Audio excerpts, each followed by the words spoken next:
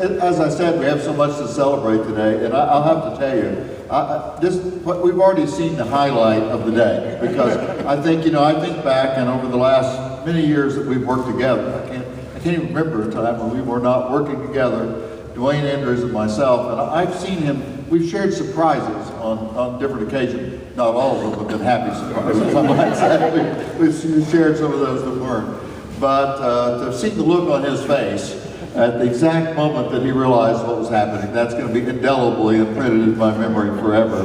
Dewayne, I think that's something that's special that you've shared with everyone today. But this has already made it a special day.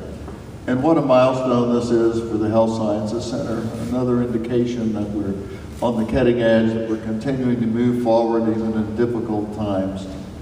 You know, I just consider, and you think about it, I remember the first time when I was running for governor, I came to the Health Sciences Center, and then the dean at that time pulled open the drawer that he had, and he had the resignations of members of faculty who couldn't be paid because state appropriations were so low for the Health Sciences Center. At that time, the faculty was relatively small. And I saw the size of it because I saw how many letters he had in his drawer.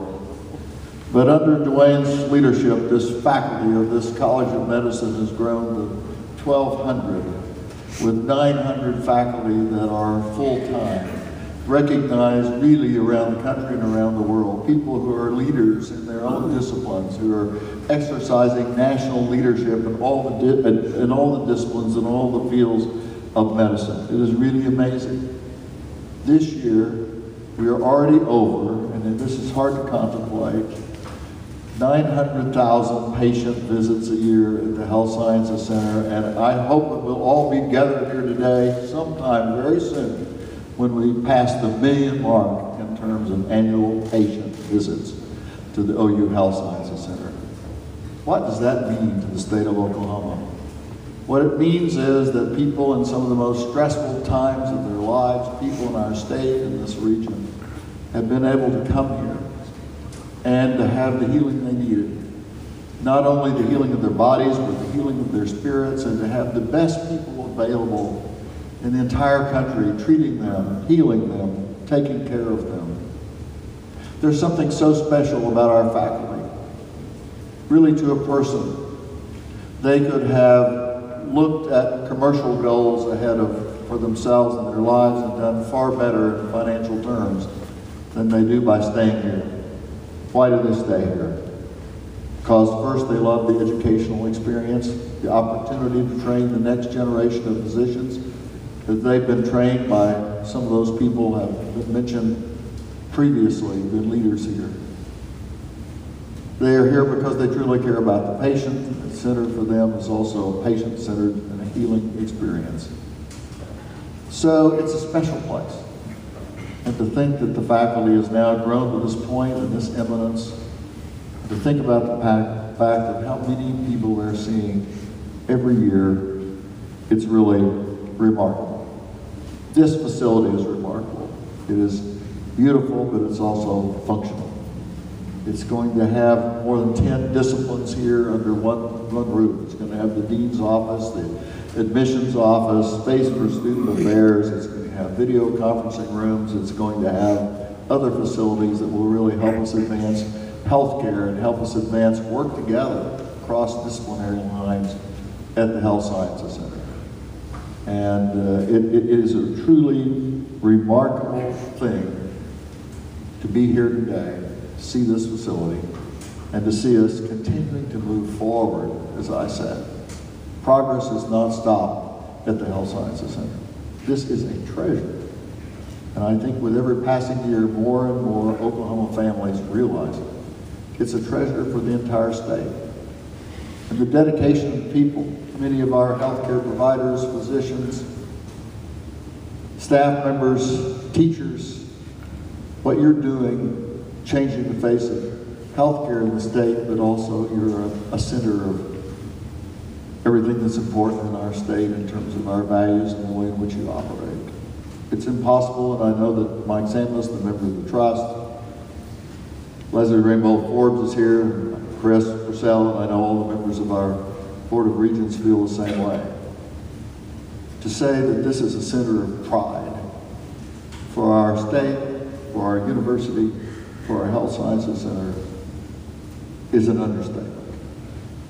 We don't have the words to express our gratitude to all of you for making all of this possible. And it's possible because of the human values that you have and the human talent, extraordinary talent that you bring to bear for what you do every single day. So I simply want to say thank you so much for everything and everyone in this room and those that you represent, those of your colleagues. Please take the word back to them. How deeply they are appreciated by all of us in the state of Oklahoma every single day. And of course, this would not have happened today without the work of university, hospital, the authority and trust.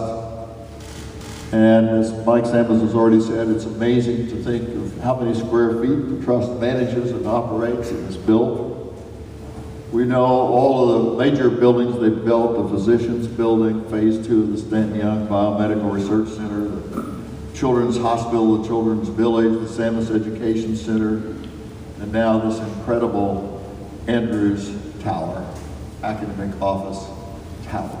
All around us, we see the handiwork of the trust and what they've done. You know, when I first started, many people in this room probably don't know this, but when I first started to think about going into public service, I went to see Stanton Young. And Stanton sat down, and it was a remarkable thing. He tutored me on everything about Oklahoma City and everything about the state of Oklahoma. He was a mastermind in terms of what he knew.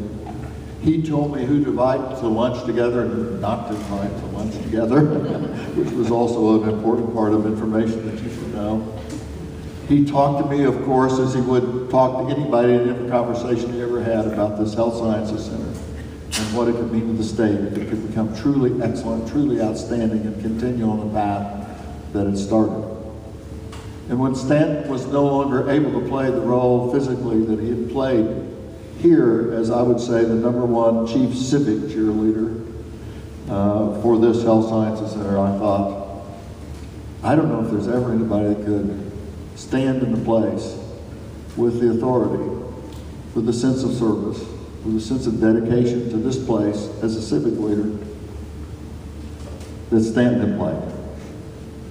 And I think he would be happy today, and I think he would not be surprised today to know that the person who's really stepped up and played that role and has been the #1 advocate out in the community and out in the state for this Health Sciences Center is Mike Samples, who's played a remarkable role.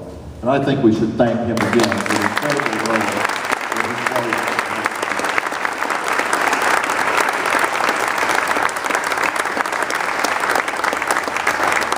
So, what gratitude we feel, Mike, for you. You know, he's so highly paid in all those hours that he spends on the Health Sciences Center. But it is a labor of love. He has shown us every day how much he loves and cares about this place. And we say to him, we feel exactly the same way about you. And I'd like, on behalf of the hospital authorities and trust, I'd like to ask Mike to come up and receive a rendering of this building at this time. Mike?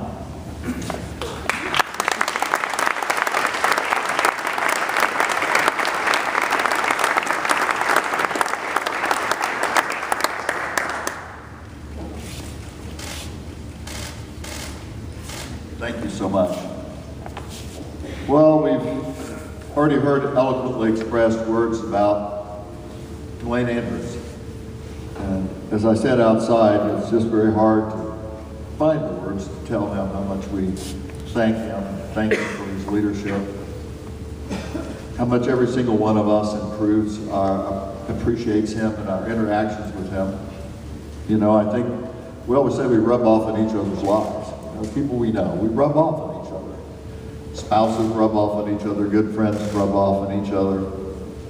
And we impact each other maybe more than we realize. And everybody in this room, Dewayne Andrews has rubbed off on me. And he certainly has rubbed off on me in our close consultations together. You know what it's like trying to exercise responsibilities on behalf of the university when you have a partner with whom you can work every day. And you never have reason to ever question or doubt where he's coming from, what his objectives are, where his heart is. That's the relationship that I've been privileged to have with Dewayne Andrews. And everyone in this room feels it. You've rubbed off on us, Dewayne. And we're all better off because you rubbed off on us. I hope you can say the same thing. But we can certainly say it in terms of how you've rubbed off on us and what you have given. 40 years of outstanding service. 40 days, and certainly 40 years, and is certainly in terms of my experience with him, 40 years of waking up in the morning and thinking, what can we do to make the educational experience of our students better? What can we do to strengthen our research base? What can we do to make sure that our patient care is more patient-centered, that healing goes beyond the physical, as I've said. He's been provost and senior vice president of this campus, as well as executive dean. And we have employed the old OU policy, asking them to serve wearing both hats at one time, that is, give them 2 titles, 2 sets of responsibilities, but 1 salary. And that's always the way we tried to keep the place afloat. And Dewayne has done so much. We've had long talks about the educational experience. What is the impact on the educational experience on our students? How do they keep their sensitivity and their sense of humanity as they go through medical education and have to readjust their thinking and their abilities and their sensitivities in a very, very special way? How do we get them to work in teams and educate them in teams, because they're going to very often work in teams to serve a patient? How do we look at this whole place, this very complex, complicated place, and set the right goals and have a sense of the right strategy to use in achieving those goals? I remember conversations in which we sat and talked about where we are in certain disciplines and certain parts of the Health Sciences Center, where we're excelling, what units and what places and what programs do we need to strengthen, and then talk about how we go about strengthening them and making them better. He's provided that sense of leadership and that sense of direction. As has already been mentioned, he's won the Escalapian Award for teaching. He's a master teacher. He's an educator himself. He's a superb physician, the named Physician of the Year here at the OU College of Medicine by the Alumni Association. He's a person that relates to us in so many ways. And as you heard, as Mike read that quotation, he is indeed recognized. Sometimes you get recognized elsewhere before you get recognized in your home community as one of the most outstanding leaders in academic medicine in the entire country. And all of us understand. We shouldn't take it for granted how fortunate we've been to have had your leadership through all of this period of time. I cannot think of a more appropriate recognition than the fact that this tower will be forever known by his name. And so I want to ask him to come up this time. Since he was so surprised outside, we wanted to give him a little amount of time before he could respond to us, but I do have a resolution. I had to say, we had to send him to, was it Switzerland? He had to go to Switzerland so the regents could meet when he was not around, because he's nearly always around, to unanimously pass this resolution, which I will not read in full, but it recites all of the many accomplishments that have occurred. Accomplishments do not happen without leadership. They don't happen without dedication. And let me say, he is absolutely irreplaceable here at the Health Sciences Center and irreplaceable in our hearts and our friendship.